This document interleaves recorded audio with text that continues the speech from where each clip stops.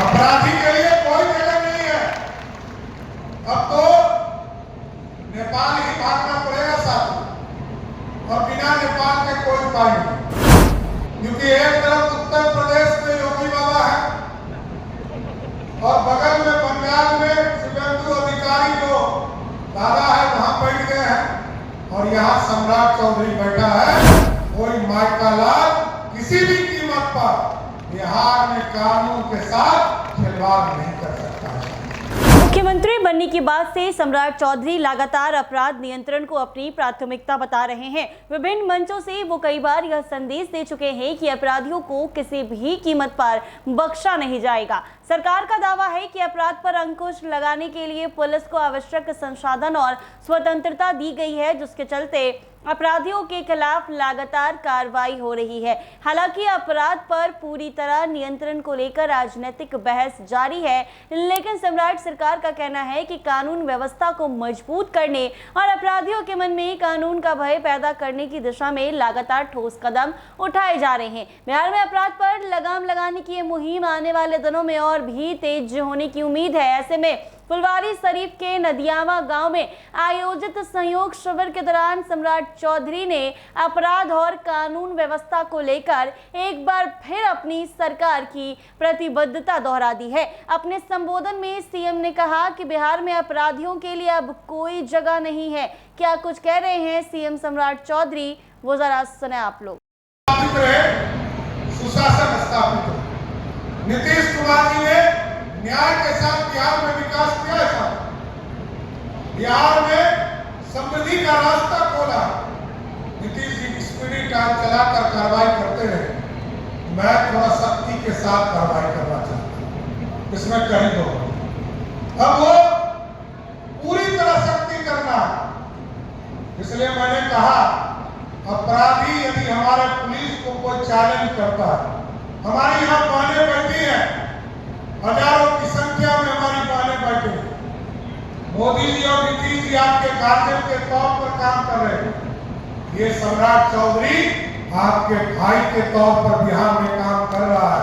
आपको स्वस्थ करते हैं, आपकी सुरक्षा के लिए सारी हदें पार करूंगा, लेकिन बिहार में सुशासन स्थापित करना। और क्योंकि कोई अपराधी यदि हमारे पुलिस को चैलेंज करता है, अब कल एक मैंने देखा वीडियो, मैं अभी सवेरे से चिंतित था कि मेरे पुलिस वाले को कोई हथियार दिखा रहा और पुलिस कार्रवाई नहीं कर रहा। तो अभी डीजीपी साहब ने बताया कि मानसिक रूप से बीमार है और उसको गिरफ्तार भी कर लिया गया। उसको मानसिक आरोप का जो हॉस्पिटल उसमें भर्ती करने का काम किया है, लेकिन जो अपराधी है उसको तो बिहार छोड़ना होगा, उसको कोई रोक नहीं। अपराधी के लिए कोई जगह नहीं है। अब तो नेपाल ही भागना पड़ेगा साथ और बिना नेपाल के कोई उपाय नहीं, क्योंकि एक तरफ उत्तर प्रदेश में योगी बाबा है और बगल में बंगाल में शुभेंदु अधिकारी जो दादा है वहां बैठ गए हैं और यहाँ सम्राट चौधरी बैठा है। कोई माइका लाल किसी भी कीमत पर बिहार में कानून के साथ खिलवाड़ नहीं कर सकता है।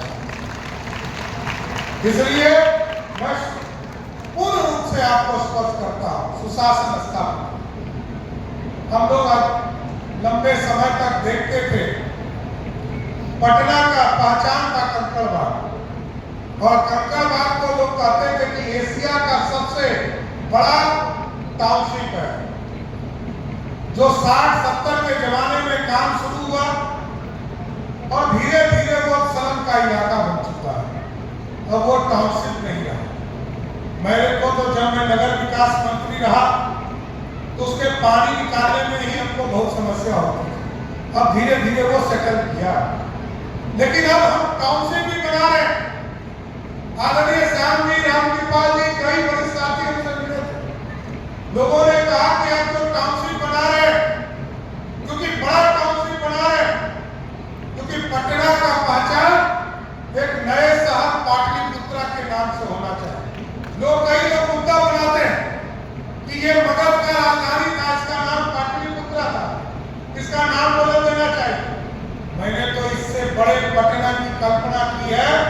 और उसका नाम भी पाटलिपुत्रा रखने का काम किया।